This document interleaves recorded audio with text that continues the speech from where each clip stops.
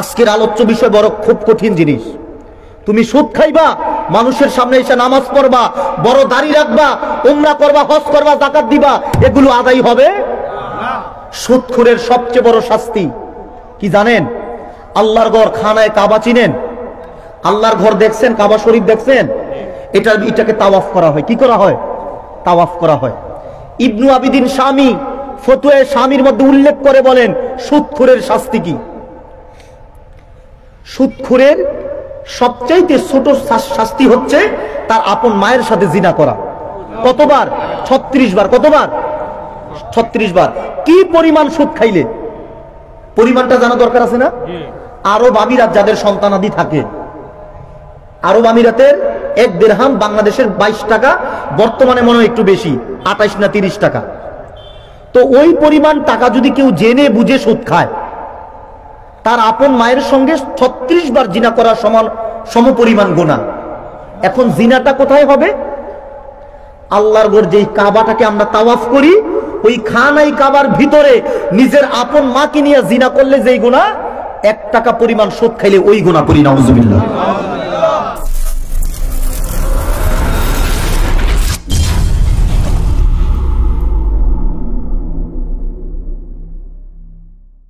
إن الحمد لله نحمده ونستعينه ونستغفره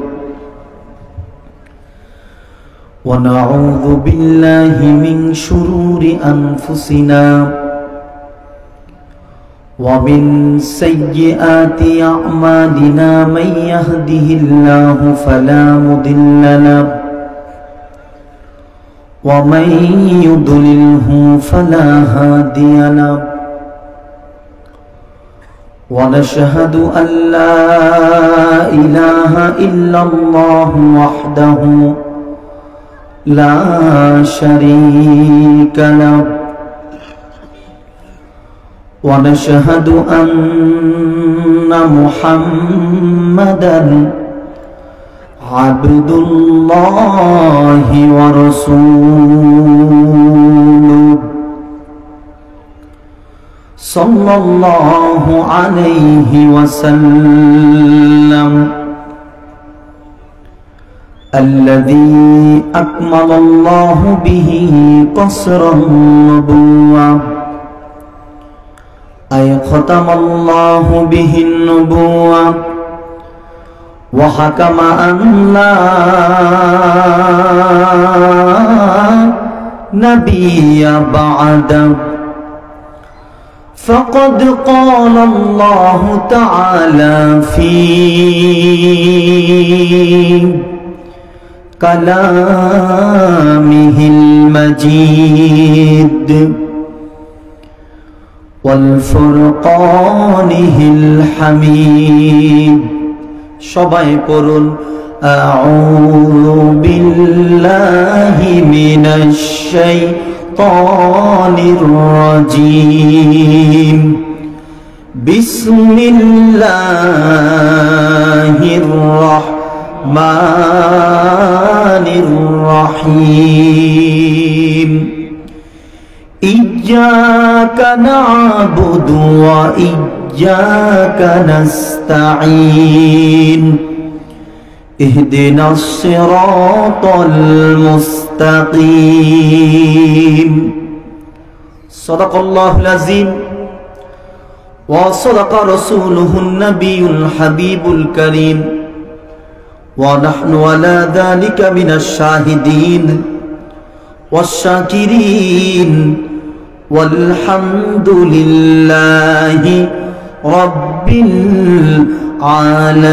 العالمين إن الله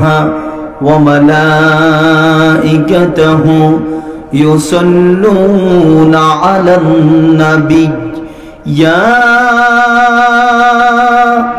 أيها الذين آمنوا صلوا عليه وسلموا تسليما اللهم صل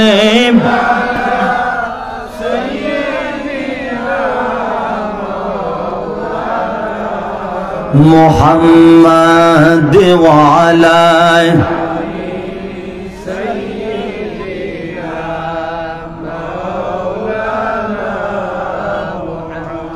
জবান ছেড়ে দিয়ে মোহাব্বতে পড়ি আল্লাহুম্মা সাল্লি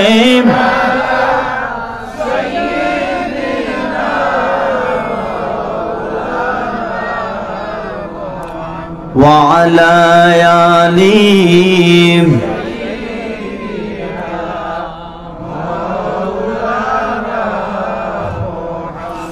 উড়িয়া যাও রে রাতের হাওয়া তুমি চলিয়া যাও রে মদিনায় এই মাহফিলের সালাম পৌঁছে দিও মায়ার নবীর রওয়া যায় আল্লাহুম্মা সাল্লি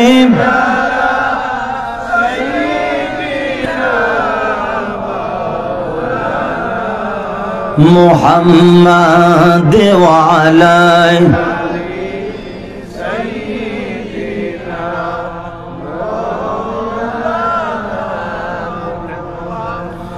আমি যদি ওই নূরের মদিনা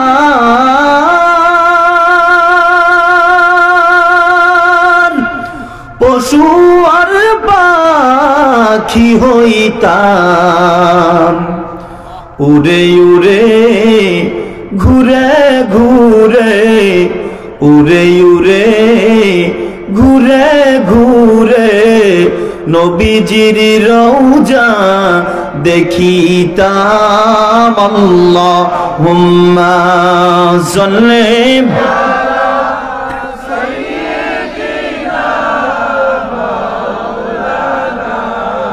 محمد وعلى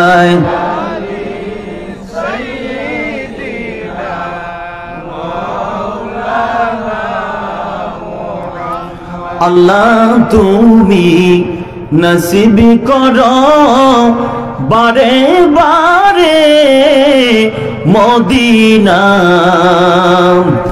নবীজিকে না দেখাইয়া কবর দেশে নিও না আল্লাহুম্মা সাল্লি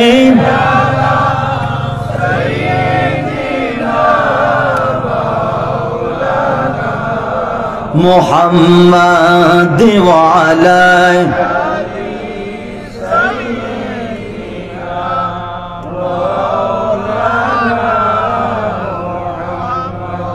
সবাই সবার চক্ষুটা বন্ধ করে দিলটা নরম করে মাথাটাকে নত করে কিছু সময় আমরা আল্লাহকে ডাকবো ইনশাআল্লাহ পারবো সবাই একটু জিকির করি আল্লাহ আল্লাহ আল্লাহ আল্লাহ আল্লাহ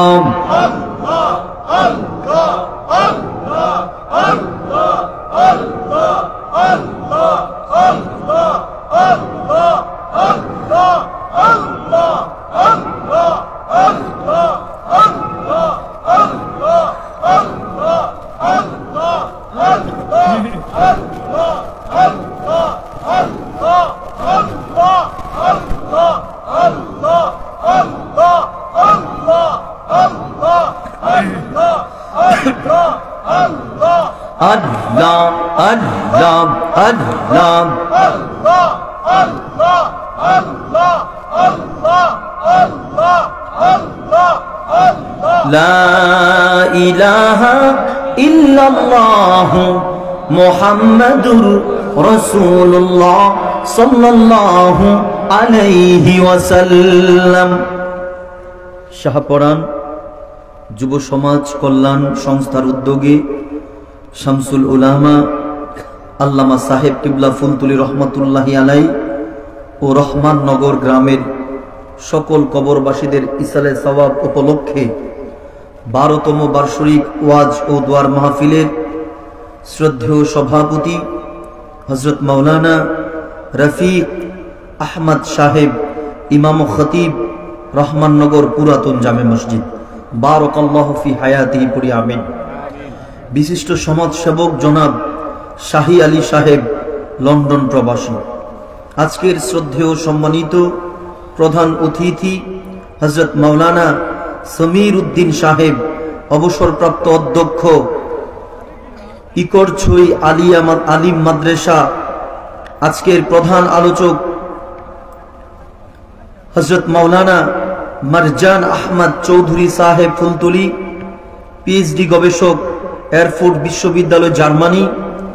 প্রধান আলোচক, বিশেষ অতিথি, বিশেষ আলোচক এবং আমার পূর্বে ইসলামী সঙ্গীত পরিবেশন করেছেন শ্রদ্ধেয় ভাই নিজাম ভাই এবং আমার সহচর বন্ধুবর মিসবাহ বিন সাদিক, উপস্থিত উলামায়ে কেরাম, তুলাবায়ে ইজাম, এই অঞ্চল থেকে ছুটে আসা বিভিন্ন গ্রামগঞ্জ থেকে আমার প্রাণের প্রিয় ভাইয়েরা, নজওয়ান কলিজার টুকরা যুবকেরা, ছোট মাসুম বাচ্চারা, পর্দানিশীন সম্মানিতা মা ও বোনেরা, সকলকেই হৃদয়ের গভীর থেকে জ্ঞাপন করছি উষ্ণ মোবারক। সবটুকুন শুকরিয়া একজনের, তিনি কে? তাহলে আসুন, যেই মনিব আমাদেরকে দয়া করে, বড় মায়া করে এই পর্যন্ত আসবার বসবার তৌফিক করে দিয়েছেন, সেই আল্লাহর শুকরিয়া আদায় করি। সবাই পড়ি আলহামদুলিল্লাহ। অসংখ্য অগণিত দুরুদ ও সালাম আল্লাহর সৃষ্টির প্রধান আকর্ষণ, বিশ্ব কায়নাতের মুক্তির দিশারি, বিশ্ব মানবতার মুক্তির দূত, যিনি সমস্ত নবী ও রাসূলগণের মাথার মুকুট, শামসুল হিদায়াত, বদরুদ্দুজা, সৈয়দুস সাকালাইন, ইমামুল মুরসালিন, আফতাবে নবুয়ত, শাহানশাহে রিসালাত, সরওয়ারে কায়নাত, সুলতানে মদিনা, হুজুরে আকরাম, নূরে মুজাসসাম, নূরুন আলা নূর, মুহাম্মদ ইয়া রাসূল আল আরাবির প্রতি আল্লাহর দেওয়া জবান ছেড়ে সবাই দিল থেকে একবার পড়ি সাল্লাল্লাহু আলাইহি ওয়াসাল্লাম। বাবাজি, এমন নবীর প্রতি দুরূদ পাঠ করেছি যেই নবীকে আজ থেকে ১৫০০ বছর আগে ওই পবিত্র নগরী, বলে কোন পবিত্র নগরী? যার নাম মক্কা আল মুকাররমা। মক্কা আল মুকাররমার পবিত্র ভূমিতে বসবাস করতেন মা আমেনা রাদিয়াল্লাহু তাআলা আনহার পবিত্র রেহেম মোবারক থেকে ১৫০০ বছর আগে সর্বশ্রেষ্ঠ ও সর্বশেষ নবী ও রাসূল হিসেবে প্রেরিত হয়েছেন আমার নবী, আপনার নবী। বলি সুবহানাল্লাহ। যে নবীর পরে আজ অবধি এই পৃথিবীতে কোন প্রকারই নবী কিংবা রাসূল আসে নাই, অবশ্যই এখনো নাই, অবশ্যই কিয়ামত তক আসবে। এই আকীদার নাম আকীদায়ে খাতমে নবুওয়াত। আমাদের নবী শেষ নবী, নবীজির পরে কোন নবী আসবে? সেই নবীজির উপর আল্লাহ নাজিল করেছেন ৩০ পারা কোরআন। কত পারা? কোরআনের মধ্যে সূরা রয়েছে ১১৪টি। কয়টি? আজকে আমাকে এখানে একটি বিষয় নির্ধারণ করে দেওয়া হয়েছে। বিষয়টি হলো ইসলামের দৃষ্টিকোণ থেকে মাদক সেবন, সুদ, ঘুষ ও হারাম কাজের শাস্তির প্রকারভেদ। ইনশাআল্লাহুল আজিজ এই বিষয়টা আমি খুব জোরালো ভূমিকাতে আপনাদের সামনে উপস্থাপন করার চেষ্টা করব। আল্লাহ আপনি কবুল করেন, পড়ি আমিন। এখন আমি যেই আলোচিত যেই তিলাওয়াত করছি আপনাদের সামনে কোরআনের আয়াত, এই আয়াতগুলো আমরা সবাই পারি না ভাই? আমার আলোচ্য আয়াত হচ্ছে সূরাতুল ফাতিহা থেকে ২টা। কয়টা? একটা হচ্ছে ইয়্যাকা না'বুদু ওয়া ইয়্যাকা নাস্তাঈন, আর একটা হচ্ছে ইহদিনাস সিরাতাল মুস্তাকিম। এই ২টা আয়াত। এখন কথা হলো, যারা সিরাতে মুস্তাকিমের পথে চলবে, কোন পথে? সিরাতে মুস্তাকিমের পথে, তারা কোনোদিন যেই বিষয়টা দিবেন ওই বিষয়ের সাথে সম্পৃক্ততা রাখবে না। যারা সিরাতে মুস্তাকিমের পথিক নিজেকে দাবি করবে, তার জীবদ্দশায় সে সুদ গ্রহণ করবে না, ঘুষ গ্রহণ করবে না, মানুষের উপর ব্যভিচার করবে না, অত্যাচার করবে না, অবিচার করবে না। ঠিক কিনা বলেন? আর আমি যদি সেই পথের পথিক হয়ে যাই, তাহলে এই বিষয়গুলোকে আমি কি করব? বর্জন করব ইনশাআল্লাহ। এখন আসেন, ডানে বামে পাশ কাটার কোনো সুযোগ নাই, সময়টা একদম নির্ধারিত। এই সময়ের মধ্যেই আমি আমার আলোচনাটা উপস্থাপন করতে হবে আপনাদের সামনে। নির্ভরযোগ্য মুফাসসির মুহাদ্দিসগণের কৌল, আসক যে কৌল আছে এবং উল্লেখযোগ্য কিতাবের রেফারেন্স, যেই কথাগুলো যৌক্তিক অযৌক্তিক নয় এবং আপনার বিবেকের কাছে এটা ধরা পড়বে, ওই কথাগুলো যেন ঈমান ও আমলের নিয়তে আমরা সবাই শুনতে পারি এবং আমি বলতে পারি, সবাই পড়ি আমিন। আমার ভাইয়েরা, সূরাতুল ফাতিহা এটা 7টা আয়াত বিশিষ্ট একটা সূরা। কয়টা আয়াত? 2টা আয়াত আমরা কথা শুনবো। কয়টা আয়াতের? ইয়্যাকা না'বুদু, আমরা প্রতিনিয়ত বলি আল্লাহ আমরা তোমারই ইবাদত করি, বলি কি বলি না? ওয়া ইয়্যাকা নাস্তাঈন, আবার বলি আল্লাহ আমরা তোমারই কাছে সাহায্য চাই, বলি কি বলি না? ইহদিনাস সিরাতাল মুস্তাকিম, মাওলা আমাদেরকে সঠিক ভালো পথের পথিক বানাও, বলি কি বলি না? এবার আসেন, সর্বপ্রথম মুমিনের যেই দাবি, যারা মুমিন মুত্তাকি ফরহেজগার, তাদের দাবি হলো তারা ইবাদত করবে আল্লাহ, সাহায্য চাইবে আল্লাহর কাছে। তাছাড়া দুনিয়ার আমলা কামলা সচিব এমপি মন্ত্রী কারো কাছে তারা সাহায্য চাইবে? তারা সাহায্য চাইবে কার কাছে? তাদের মালিক আল্লাহর কাছে, এবং বন্দিগি করবে তার। এটা হচ্ছে তরজমা। এখন মর্মকথা কি? মর্মকথা হলো এটাই, যারা আল্লাহর রিজিক খেয়ে জমিনে বেঁচে আছে, আল্লাহর আকাশের নিচে জমিনের উপর যারা বসবাস করবে, তারা কখনোই আল্লাহ ব্যতীত তাদের মস্তক কারো কাছে নত করতে পারবে না। এখন আল্লাহর গোলামি যারা আমরা করি, আমরা একমাত্র কেবলমাত্র গোলামি করবো কার? আর সাহায্য চাইবো কার কাছে? চলবো সিরাতে মুস্তাকিমের পথে ইনশাআল্লাহ। এখন যেই জিনিসগুলো মনে রাখবেন আমার আলোচনা থেকে, আমার চাইতে 1000 গুণ মাহের যোগ্য আলেমদেরকে দাওয়াত করছেন। আমি ছোট মানুষ, কিছু সময় কথা বলবো ইনশাআল্লাহ। তারপরেও আমার কথা থেকে কি নিয়ে বাড়িতে যাবেন? আমি একটা মাকসাদ নিয়ে বের হইছি, আপনি একটা মাকসাদ নিয়ে আসছেন, কিছু তো জানা দরকার, শিখা দরকার, ঠিক কিনা বলেন? এখন কি নিবেন? আলোচনাতে তো আপনি সুদ ছাড়তে হবে, ঘুষ ছাড়তে হবে, দুর্নীতি এগুলো ছাড়তে হবে, মানুষের উপর অত্যাচার অবিচার ছাড়তে হবে, আর 3টা কথা বাড়ি নিয়ে যেতে হবে। কয়টা? সবাই বলেন কয়টা? 1, বিবেকটাকে প্রশ্ন করবেন, মন তুমি কোথায় ছিলা? মন এখন তুমি কোথায় আছো? ওরে মন, আবার একটা সময় তুমি কই যাইবা? কয়টা কথা? 3টা। কয়টা? মন তুমি কোথায় ছিলা? মন এখন তুমি কোথায় আছো? মন আবার তুমি কোথায় চলে যাবা? এখন আমি যদি বলি ভাই আপনারা কোথায় ছিলেন, উত্তর কি দিবেন? মায়ের পেটে? বুঝেন নাই? কোথায় ছিলেন? আমরা ছিলাম জান্নাতে। কোথায়? আমাদের বাড়ি কোথায়? এখন আসি কোথায়? দুনিয়াতে। আবার যাব কোথায়? জান্নাতে। তো জান্নাতে যদি যেতে হয় সুদ ঘুষ খাইয়া যাইবেন? সুদ ঘুষ খাইলে যেতে পারবেন? মানুষের উপর অবিচার অত্যাচার করলে, এতিমের মাল মেরে খাইলে, গরিবের উপর জুলুম করলে জান্নাতে যেতে পারবেন? কখনোই পারবেন না। এবার আসেন, যেহেতু বাড়ি ছিল জান্নাতে, আছি দুনিয়াতে, আবার যাব জান্নাতে, ওই জান্নাতের ফর্মুলাগুলো জানতে হবে। ইবাদতটা কিভাবে করবেন ওইটা আপনাকে জানতে হবে। ইবাদত নাই, নবীজির সুন্নতের তরিকার চলাচল নাই, মানুষের উপর রহম নাই, মানুষের উপর দয়া নাই, ওই মানুষগুলো কোনোদিনও জান্নাতে যেতে পারবে না, ঠিক কিনা বলেন?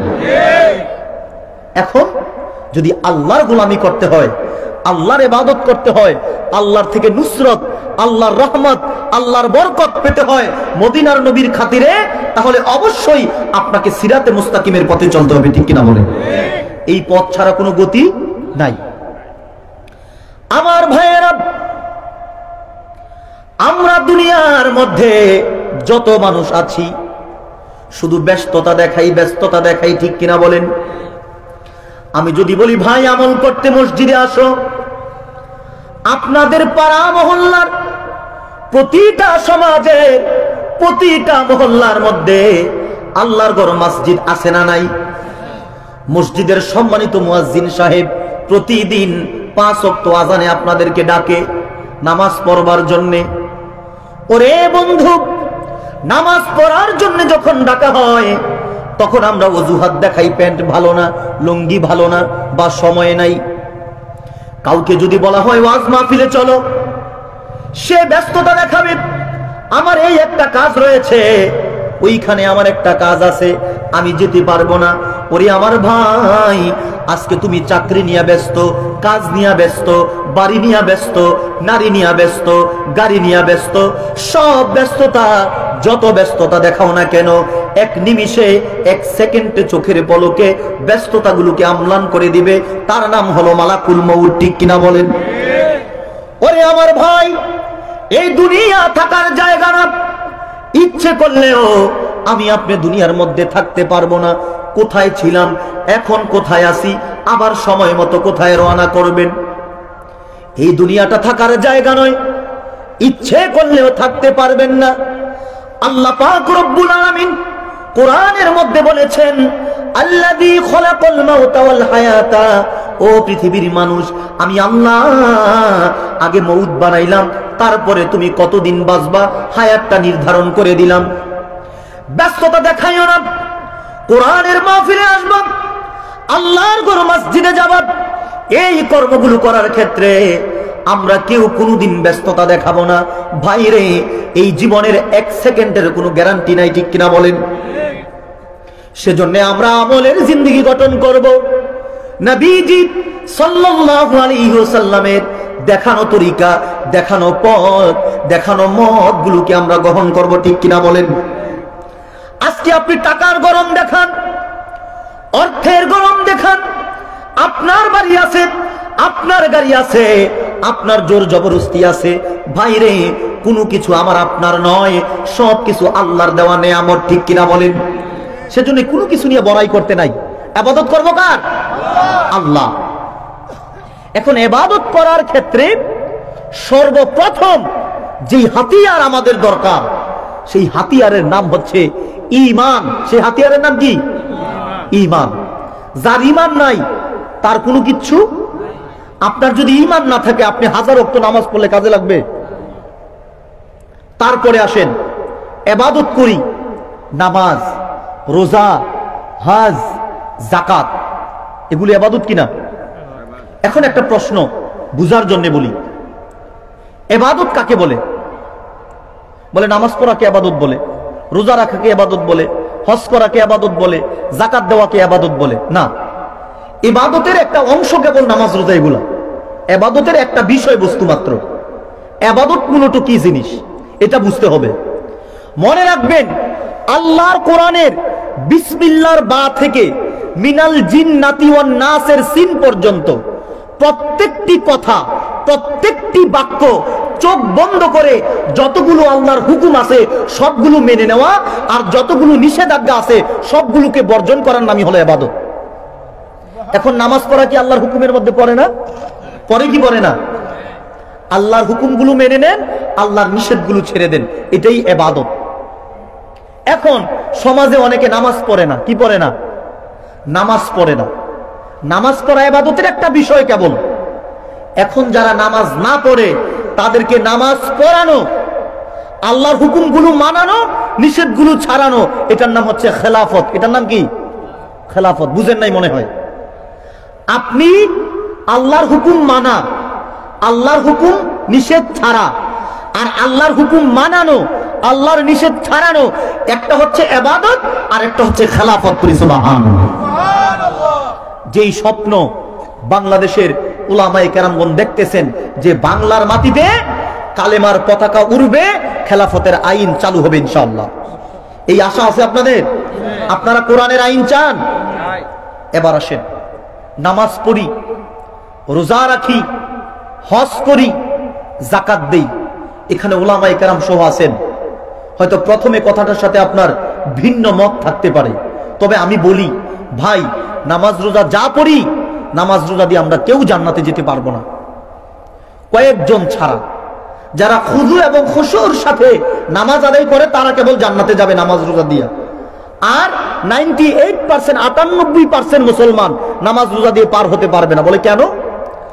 আপনি এই পৃথিবীর উত্তর মেরু থেকে দক্ষিণ মেরু পূর্ব থেকে পশ্চিম গোটা দুনিয়ার প্রতিটি সমাজের দিকে তাকায় দেখেন, মুসলিম ভাষাভাষী, মুসলিম ধর্মের, ইসলাম ধর্মের মানুষ যতটা ভূখণ্ডে আছে, আপনারা লক্ষ্য করে দেখবেন মানুষগুলো নামাজ পড়ে, মানুষগুলো সুদ খায়, মানুষগুলো নামাজ পড়ে, মানুষগুলো দুর্নীতি করে, মানুষগুলো নামাজ পড়ে, মানুষগুলো জানাবে বিচার করে, মানুষগুলো নামাজ পড়ে অন্যের হক মেরে খায়।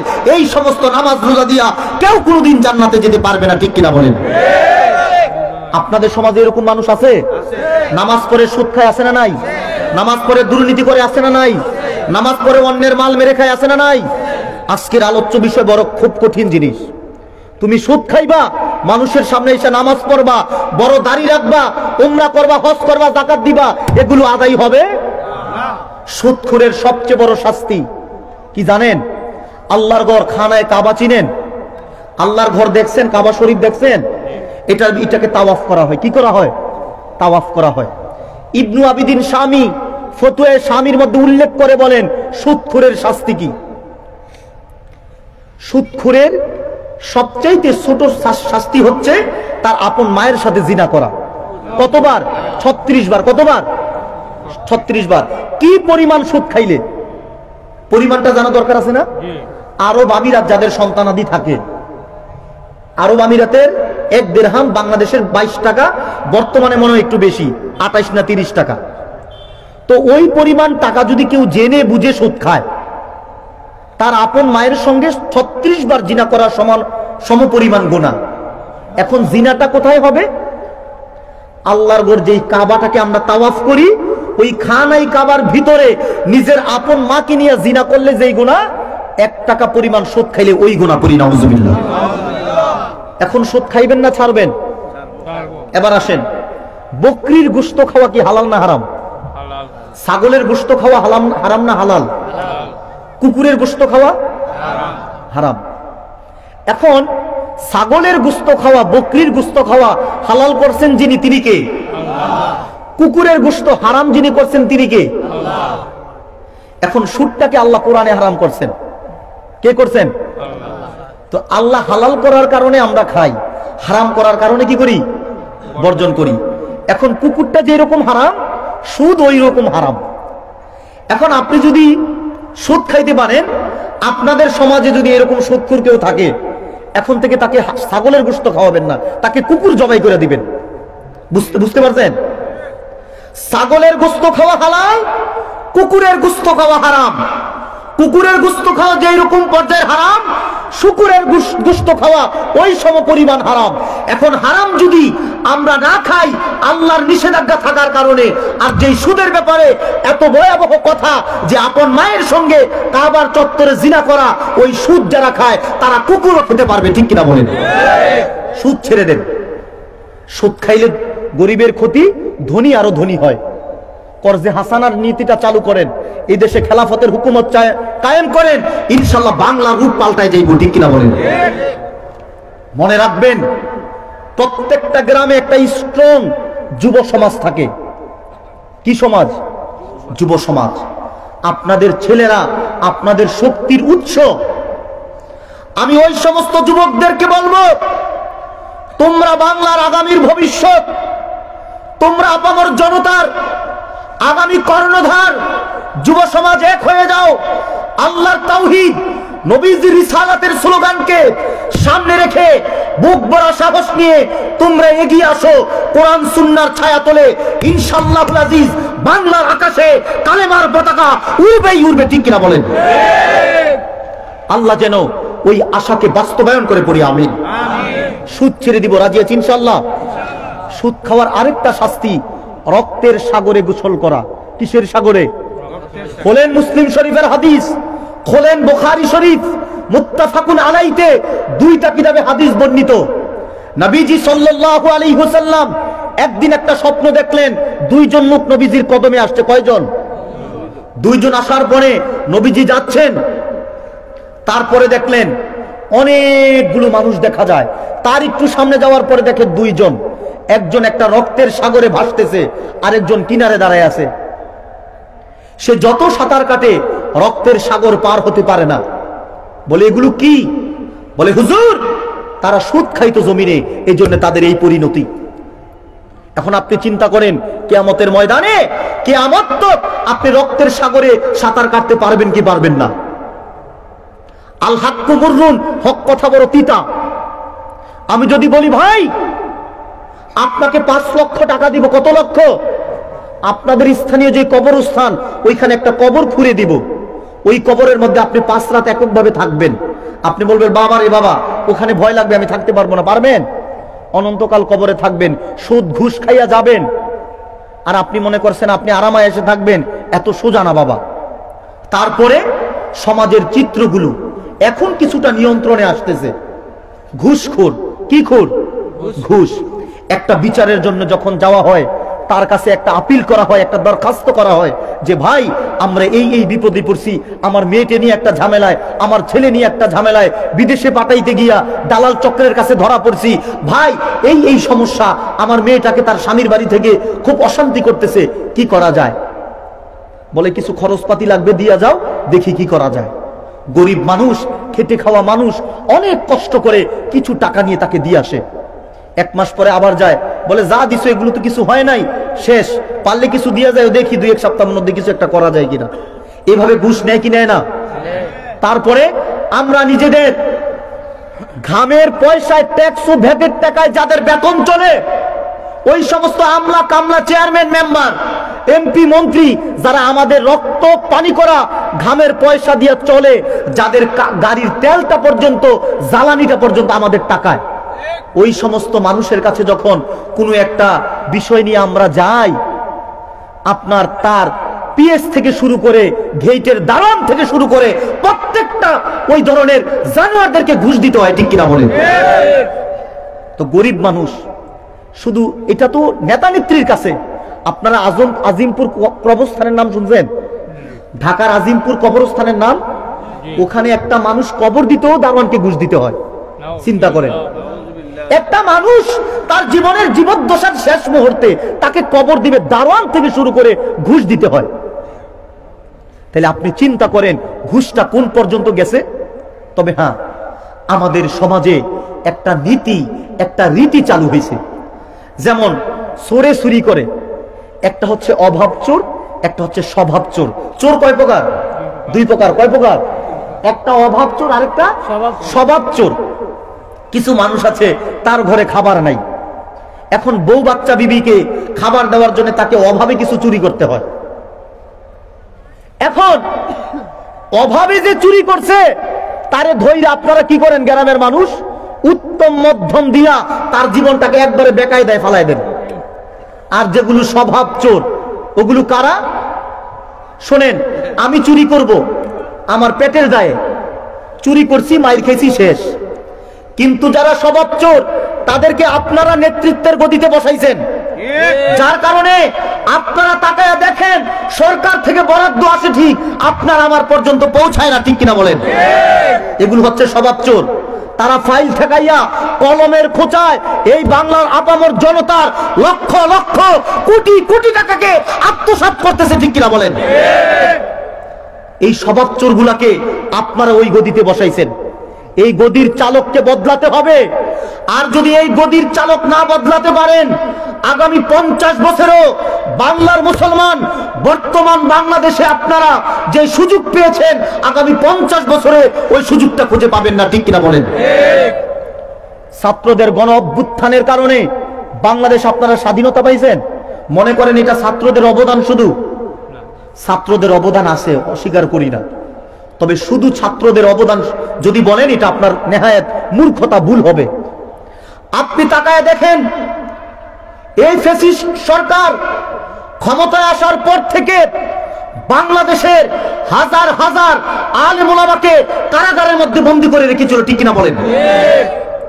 2013 সালের 5 মে শাপলা চত্বরে আমার কলিজার টুকরা কওমি মাদ্রাসার ছাত্রদেরকে পাখির মতো বুলেট মেরে গুলি করে ওই ঢাকার চত্বরে তারা নদীর মধ্যে তাদের রক্তগুলোকে বাঁচিয়েছিল, ঠিক কিনা বলেন? উলামা ইকরামের মেহনতের ফসল। তারপরে যে কোনো দলের হোক, কিন্তু আমাদের জাতি ভাই সে আলেম। মতানৈক্য থাকতে পারে, একতলাফ থাকতে পারে, কিন্তু বেলা শেষে তার পরনে নবীজির সুন্নতের পোশাক ছিল।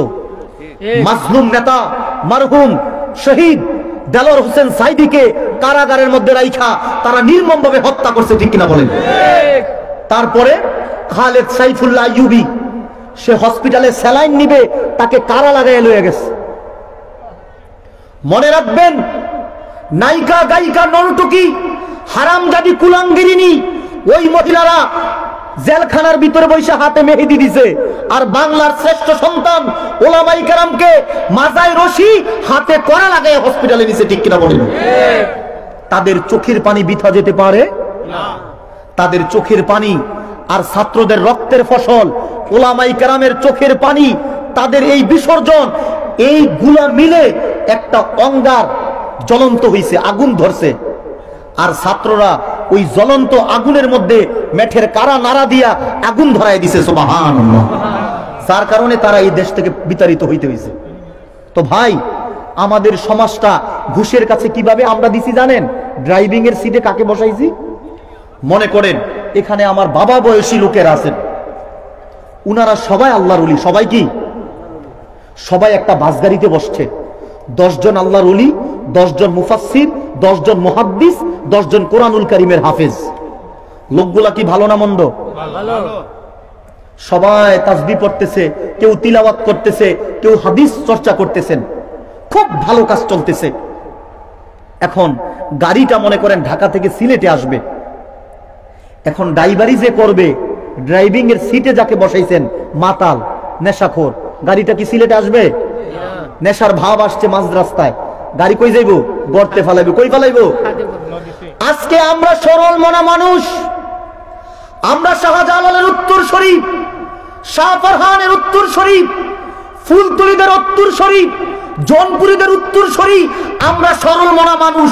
কিন্তু যাদেরকে দেশ পরিচালনার দায়িত্ব দিয়েছিলাম সবগুলো ছিল মাতাল, ঠিক কিনা বলেন? সেই মাতালেরা আমগো সরল মন পাইয়া কলমের খোঁচায় আমাদের গম চুরি করছে, তেল চুরি করছে, রিলিফের চাউলগুলো চুরি করছে, ঠিক কিনা বলেন? তাদের ঘুরাউন ভরা, আর আমরা মানুষেরা 10 টাকার খাবার 100 টাকা দিয়া কিনে খেতে হয়, ঠিক কিনা বলেন?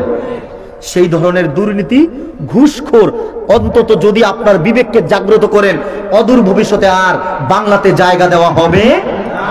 ঘুষের বিষয় বুঝছেন কেমনে তারা ঘুষ খায়? এইভাবে ফাইল ঠেকাইয়া আমাকে আপনাকে জিম্মি কইরা। আর সুদের বিষয়টা বুঝছেন? সুদ খাইলে কি ধরনের শাস্তি হবে? মায়ের সাথে জিনা, রক্তের সাগরে বসবাস। সেজন্য ভাই, এই কর্মগুলো করা যাবে না। ও ভাই, এই দুনিয়া থাকার জায়গা না, ইচ্ছে করলেও থাকতে পারবেন না।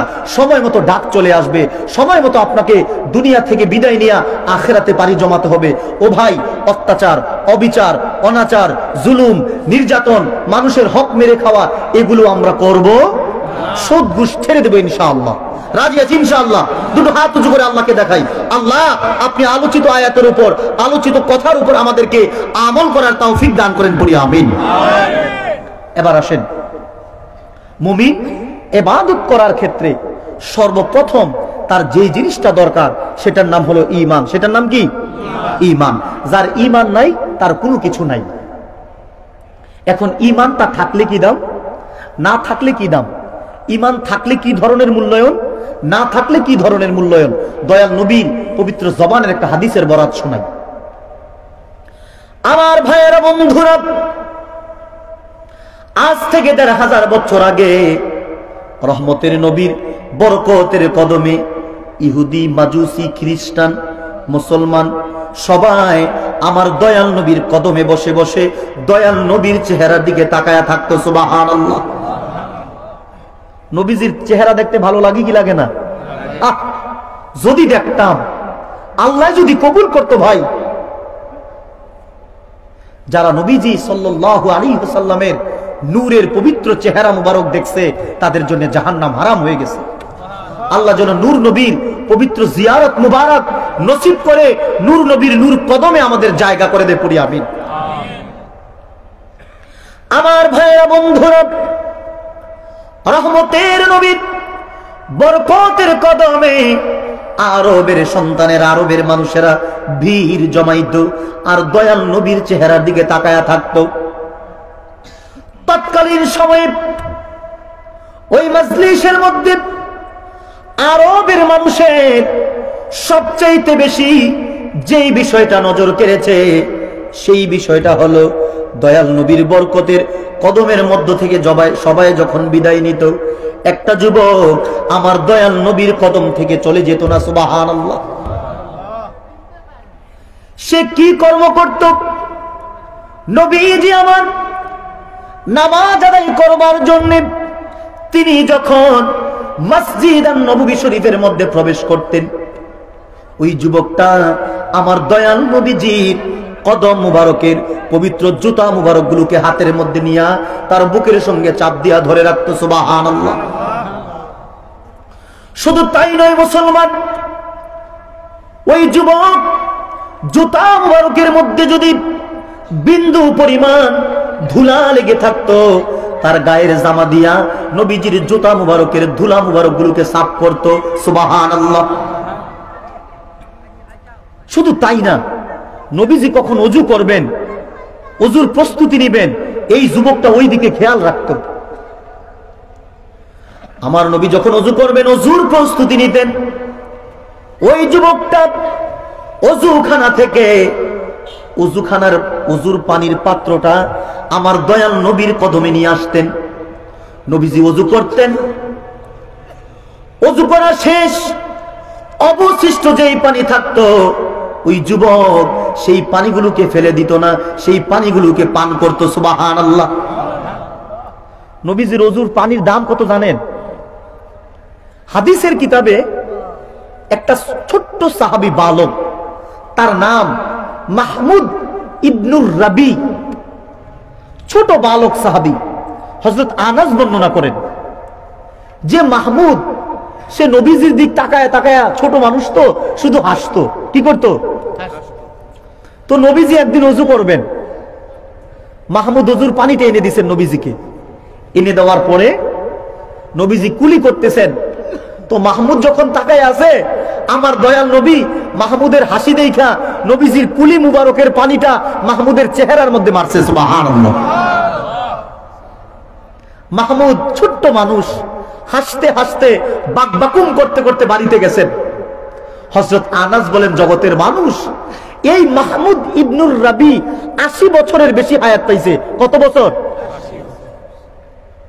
তার পুরাটা দেহের মধ্যে বার্ধক্যের ছাপ লাগছে, কিন্তু যেই চেহারার মধ্যে আমার দয়াল নবীর বরকতের কুলি মুবারকের পানি পড়ছে, ওই চেহারাটা বালকের মতোই ছিল। সুবহানাল্লাহ। কতটা বরকত জানো? ওই যুবকটা ওযুর পানিগুলো ফেলে দিত না, অবশিষ্ট পানি সে পান করত। সুবহানাল্লাহ। আমার ভাইয়েরা, বন্ধুরা, আল্লাহর আখিরি নবী, নবী কুল সম্রাট হঠাৎ করে একদিন সালাতুল আসর নামাজের পরে সাহাবীদেরকে উদ্দেশ্য করে বলতেছেন, সাহাবীরা, যেই যুবক আমি রাসূলের খেদমত করেছে, আমি রাসূলের খেদমতে সময় দিয়েছে, সেই যুবকটা কই? তার কি হয়েছে আমাকে বলো। আজকে বেশ কিছুদিন সময় পার হয়ে যায়, সেই যুবকটাকে আমি কেন দেখি না, আমাকে জানাও। সাহাবীদের মধ্য থেকে ডেকে বললেন, ইয়া রাসূলুল্লাহ, ইয়া হাবিবাল্লাহ, ওগো নবীজি, যেই যুবকটা আপনার খেদমত করার জন্য আসতো, সে বেশ কিছুদিন যাবত অসুস্থতার মধ্যে রয়েছে, যার কারণে আপনি রাসূলের খেদমত করতে আসতে পারে না। আপনারা সবাই জানেন আমার নবী তিনি বড় দয়ার নবী, তিনি বড় মায়ার নবী, তিনি উম্মতের জন্য রহমতের ভান্ডার। আমার নবীজি সালাতুল আসর নামাজের পরে সাহাবীদেরকে বললেন, সাহাবীরা চলো, যেই যুবকটা আমি রাসূলের খেদমত করেছে, সেই যুবকটাকে দেখার জন্য আমরা সবাই মিলে তার বাড়িতে তাকে দেখতে যাব। সুবহানাল্লাহ। যুবকটা ছিল ইহুদি ধর্মের। কোন ধর্মের? তার বাবা ছিল ইহুদি ধর্মের অনেক বড় আলেম, তাওরাতের ইলম রাখতো, সে খুব যোগ্য ব্যক্তি। আমার ভাইয়েরা, রহমতের নবী ওই যুবকের বাড়ির কাছে যাওয়ার পরে যুবকের বাবা দেখতে পেলেন রহমতের নবী তাদের বাড়িতে আসতেছেন। দেখার পরে রে ওই যুবকের বাবা ডেকে বলল, আমার সন্তান, যেই নবীজি খেদমতে তুমি সময় দিয়েছো, ওই নবীজি একদল লোক নিয়া আমাদের বাড়িতে আসতেছে। সুবহানাল্লাহ। যুবকটা অসুস্থতার কারণে বিছানার মধ্যে শুয়েছিল। যখন জানতে পারছে নবীজি আসতেছে, সে আর শুয়ে থাকলো না, সে সঙ্গে সঙ্গে বসে পড়ছে। সুবহানাল্লাহ। এই বসার দ্বারা কি শিক্ষা দিছে? আদব। কি শিক্ষা দিছে? যার মধ্যে নবীজির ক্ষেত্রে আদব নাই, তার মধ্যে ঈমান নাই। মনে রাখবেন, সমস্ত কিছুর মূলে আমার নবী সাল্লাল্লাহু আলাইহি ওয়াসাল্লাম। সেজন্য ইমামে আজম আবু হানিফা রাহমাতুল্লাহ আলাইহি বলেন, মুজাররাদু তাসদীকিন নবী মুহাম্মদ, নবীজিকে মানার নামই হলো ঈমান। সুবহানাল্লাহ। আমার ভাইয়েরা, আল্লাহর আখিরি নবী, নবী কুল সম্রাট ওই যুবকের ঘরের ভিতরে প্রবেশ করলেন। ঘরের ভিতরে ঢোকার পরে ওই যুবক আমার নবীজির চেহারার দিকে তাকায় আছেন। একটাবার সে নবীজির চেহারার দিকে তাকায়, আরেকবার যুবক আল্লাহর আকাশের দিকে তাকায়, আরেকবার যুবক তার বাবার চেহারার দিকে তাকায়। আমার নবীকে বললেন, যুবক রে, কান পেতে ভালো করে শুনে নাও, বেশ কিছুদিন আমি রাসূলের খেদমত তুমি করেছো। ও যুবক, তবে তুমি ভালো করে মনে রেখো, কিয়ামতের ময়দানে আমি নবী তোমাকে কোনো উপকার করতে পারবো না। কি করতে পারবো না? এই কথা কেন বললেন? কারণ তার সিনার মধ্যে ঈমান নাই। কি নাই? আমার আগেরই কথা, ঈমান থাকলে কি দাম, না থাকলে কি দাম। ঈমান থাকলে কি মূল্যায়ন, না থাকলে কি মূল্যায়ন। এখন ঈমান নাই, নবী কি মূল্যায়ন করলেন? আমি কোন উপকার করতে পারবো? এই কথা শোনার পরে যুবকের কান্না আরো বেড়ে গেল। যুবকের বাবা পাশ থেকে বুঝতে পেরেছে, আমার সন্তান আর মনে হয় বেশি সময় দুনিয়াতে জীবিত থাকবে না। সন্তানকে ডেকে বলল, সন্তান রে, তুমি আমার কলিজার টুকরা, তুমি আমার আদরের নয়নের পুত্তলি সন্তান রে, তোমাকে আমি বলি, তুমি আমার দিকে এখন তাকায়ও না, আল্লাহর আকাশের দিকেও তাকায়ও না। আপে আবুল কাসিম সাল্লাল্লাহু আলাইহি ওয়াসাল্লাম, জলদি করে রে যুবক, মুহাম্মদুর রাসূলুল্লাহ সাল্লাল্লাহু আলাইহি ওয়াসাল্লামের হাতের মধ্যে হাত রেখে তুমি কালিমা পড়ে ঈমান আনয়ন করে নাও। সুবহানাল্লাহ। বাবা বলতে দেরি হয়েছে, সন্তান কর্ম করতে দেরি করেন নাই। যুবকটি ডেকে বলল, হাতিয়ানা উবাইউকা ইয়া রাসূলুল্লাহ, হুজুর গো, আপনার নূরের হাতটা বাড়ায়া দেন আর আমারে পড়ায়া দেন, লা ইলাহা ইল্লাল্লাহু মুহাম্মাদুর রাসূলুল্লাহ সাল্লাল্লাহু আলাইহি ওয়াসাল্লাম। যুবকটা ঈমান আনছে। কি আনছে? অপর দিক থেকে হযরতে বেলাল মসজিদ নববী শরীফের মধ্যে সালাতুল মাগরিবের আযান টুকুন দিয়ে দিলেন। তিনি জামাতের সময় হয়ে গেল। আমার নবী মসজিদে প্রবেশ করলেন। প্রবেশ করার পরে সাহাবীদেরকে নিয়ে নামাজ তিনি শুরু করে দিলেন। মাগরিব নামাজ পড়া শেষ, কে যেন এসে নবীজির বরকতের কর্ণ মুবারকে খবর পৌঁছে দিল, ওগো নবীজি, আসর নামাজের পরে যেই যুবকটা আপনার হাতের মধ্যে কালিমা পড়ে ঈমান এনেছিল, এই যুবকটা এই দুনিয়ার বাড়ি থেকে আল্লাহর ডাকে সাড়া দিছে। কার ডাকে? এখন নবী বলতেছেন, সাহাবীরা, তার গোসলের ব্যবস্থা করো, তার দাফনের ব্যবস্থা করো, তার দাফন হবে জান্নাতুল বাকিতে, জানাজার নামাজটা আমি নবী নিজে পড়াবো। সুবহানাল্লাহ। এবার ঈমান আনার পরে কি দাম বুঝতে পারছেন? ঈমান নাই, নবীজি কোন উপকার করবে? আর ঈমান আনছে, নবীজি কি করবেন? জানাজা পড়াবেন, নিজে দাফন করবেন। সুবহানাল্লাহ। আমার ভাইয়েরা, বন্ধুরা, গোসল করানো হয়ে গেল। ওই যুবকের লাশ খাটিয়ার মধ্যে উঠে পড়েছে। সাদা কাপড় দিয়া তাকে মোচড়ানো হয়ে গেল, প্যাকেটিং করা হয়ে গেল। লাশ চলছে জান্নাতুল বাকিতে। হুজুর সাল্লাল্লাহু আলাইহি ওয়াসাল্লাম জানাজার নামাজ পড়ানোর জন্য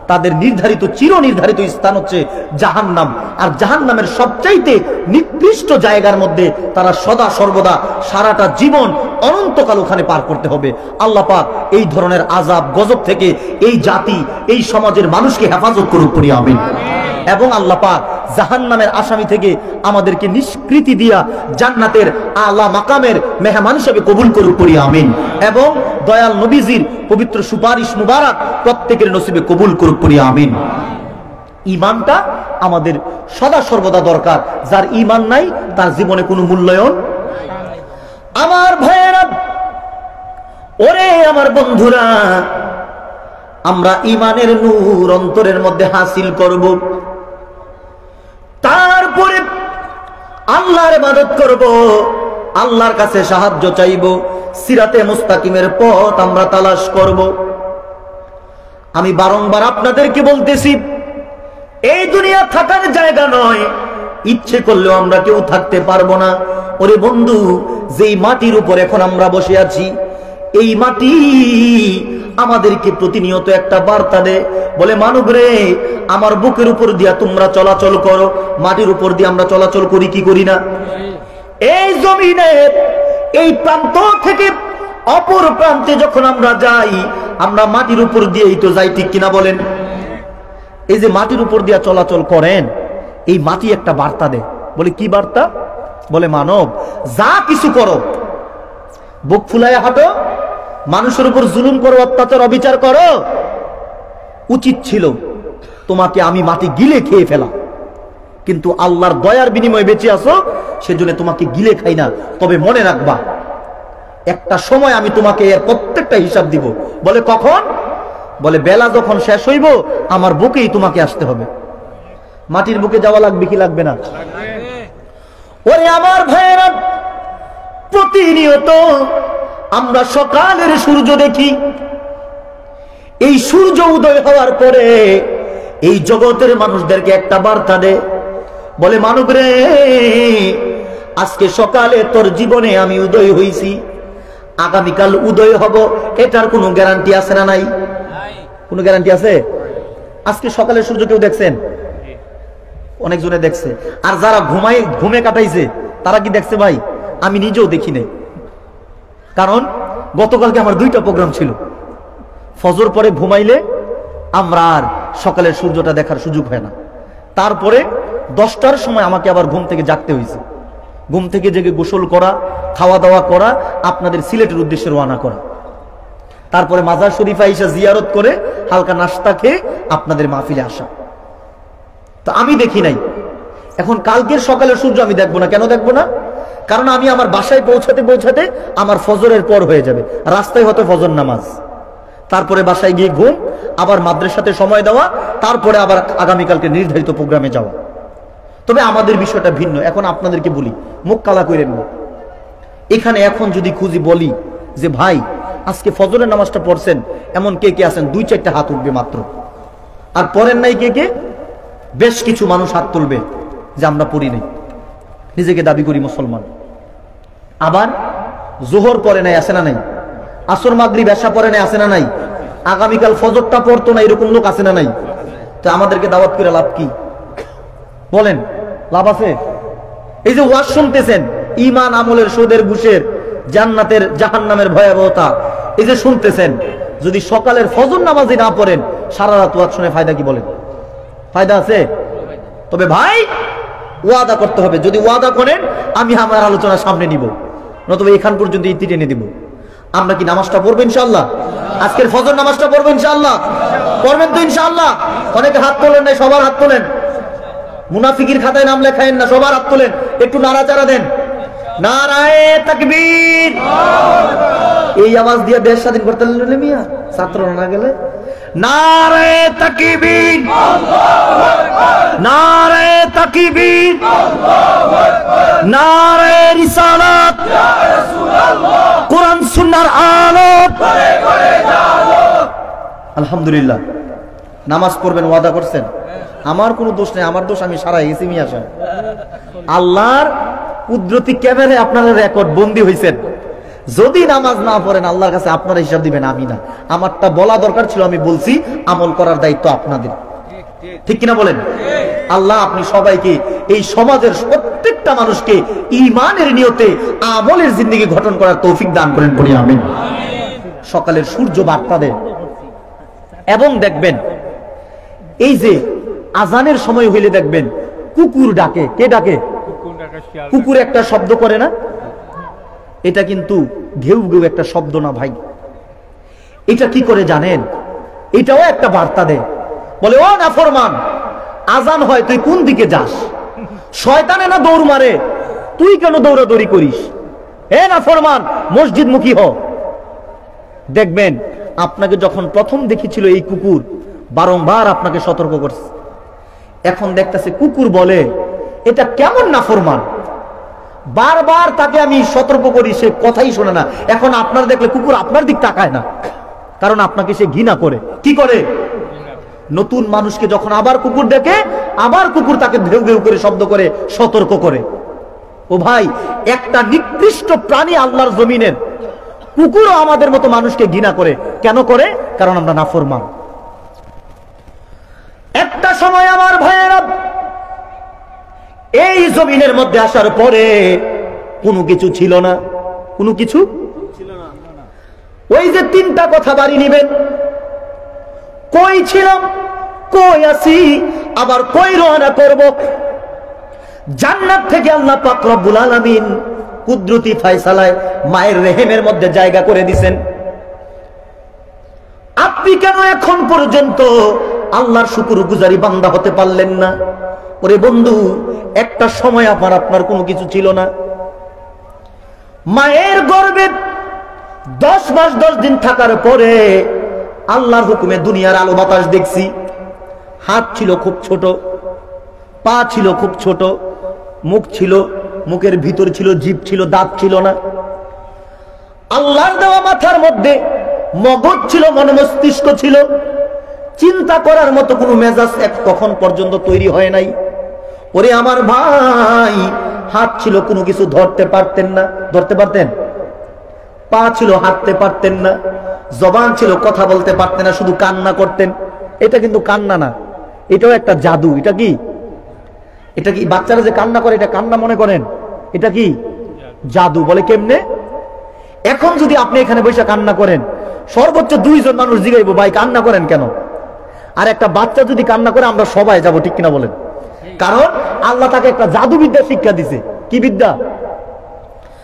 শিশু বাচ্চা যখন নবজাতক কান্না করে, মা ছুটে যায়, বাবা ছুটে যায়, দাদা দাদি, নানা নানি, আত্মীয় স্বজন, পাড়া প্রতিবেশী, মহল্লাবাসী সবাই ছুটে যায়, ঠিক কিনা বলেন? না, আপনি কান্না করলে, ভাই দেখো ওই লোকটা কান্দাস, ভাই কি লেগে কান্দেন? কয় ভাই এমনি জায়গা, কয় এমনি কাঁদে, কিচ্ছু না। আর বাচ্চা কানে যদি শত্রু সন্তানও হয়, তারপরে গিয়া নিচে ফসে, ভাই বাচ্চা, বাবা বাবা বাবা কান্না করে না, বলে কি বলে না? ও ভাই, আল্লাহ শিক্ষা দিচ্ছেন জাদু। তারপরে মুখ ছিল, দাঁত ছিল না, কোনো কিছু খেতে পারতাম না। ওরে আমার ভাই, কই ছিল, এখন কই আসো? আল্লাহ পাক রব্বুল আলামিন এই হাতের মধ্যে উনার রহমতের কুদরত দিয়া দিছেন। হাত বড় হয়ে গেছে, ধরতে পারি। পায়ের মধ্যে কুদরত দিয়া দিছেন। এই কুদরতে এই জমিনের মধ্যে আমরা পদচারণ করতে পারি, চলাচল করতে পারি। তারপরে মুখের মধ্যে সুন্দর দাঁত আল্লাহ দিয়া দিছেন, সব কিছু খেতে পারি, গোশত চাবাই একদম ফিনিশ করে ফেলি। তারপরে যেই মগজ দিয়েছে মাথায়, ওই মস্তিষ্ক, ব্রেন খাটাইয়া মানুষের ক্ষতি করতে পারি। পারি কি পারি না? কারে কে কেমনে ক্ষতি করব ভাই? বাঙালি জাতি এমন একটা জাতি, উদাহরণ দিলে হাসি দিবেন। চায়নারা সবচাইতে সিকুইড, সবচাইতে মজবুত পোক্ত করে তালা বানায়। কি বানায়? তালা। এই তালা বড় বড় বিল্ডিং এর মধ্যে, অট্টালিকার মধ্যে ঝুলায়, যাতে বাড়িতে চোর ডাকাত না ঢুকতে পারে। তো বাঙালির মেজাজ, বাঙালির চিন্তা দেখেন, আমরা কেমন, কত কঠিন ব্রেনের মানুষ আমরা। যদি চিন্তা করে ওইরকম একটা তালা বানাইতে পারতো, মন্ডারে বুঝ দিতাম। তারা কি চিন্তা করে জানেন? যে চায়নারা এত সুন্দর একটা খুব মজবুত তালা বানাইছে, ওই তালা বানানোর ফিকিরই নাই। ওই তালাটারে 1 মিনিটের মধ্যে কিভাবে খুলতে পারবে, ওই চুরির ধান্দাটা বাঙালির মাথায় সবার আগে আসে। কি করে? ওই এত মজবুত তালাটারে সেকেন্ডের মধ্যে খুলে ফেলে। এই চুরির চিন্তা মাথায় আসে, কিন্তু গবেষণা করে ফিকির করে একটা তালা বানাইবো ওই ফিকির নাই। রডের বদলে এই জন্য ব্রিজের মধ্যে বাঁশ দেয়, ঠিক কিনা বলেন? এটা হচ্ছে বাঙালির মাথা। এখন মস্তিষ্ক ছিল, ব্রেন ছিল, আল্লাহর নাফরমানিতে ডুব দিছি, ঠিক কিনা বলেন? আজকে আমাদের মধ্যে ঈমান নাই, আজকে আমাদের মধ্যে আমল নাই, আজকে আমাদের মধ্যে ইসলাম তরিকার কোনো কিছু নাই। শুধু হিন্দু, ইহুদি, নাসারা, কাফের, মুশরিকদের কালচারটা দেহের মধ্যে আমরা বাস্তবায়ন করছি, ঠিক কিনা বলেন? অথচ মানব, কি করার কথা ছিল তোমার? তুই কি করতেছিস? তুই বিবেকটাকে প্রশ্ন করলি না রে মন?